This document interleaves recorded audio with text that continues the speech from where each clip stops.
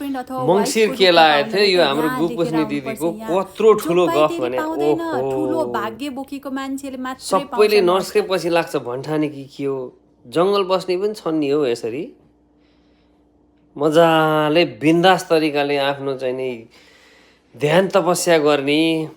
आश्रममै नर्सहरू बोलाउने त्यस्तो पनि हुन्छ नि नर्स अथवा अरू नै हाम्रो आउँछ नि विदेशी कहाँ आउँछन् नि केटीहरू के गफ हो यो भने नर्स नै किन लिनु पर्यो भने फर्सी काटेको कुराहरू छ भाइ मान्छेले आफ्नै तरिकाले जिउने स्टाइल हुन्छ मान्छेले आफ्नै कुरामा रमाइरहेको हुन्छ म त एकछिन त साथै गयो भने सिरियसली भने यहाँ लेखेर ल्याउनुपर्छ अरे अहिलेसम्म कहाँ लेख्ने भनेर कन्फ्युज भइरहेको थिएँ कि म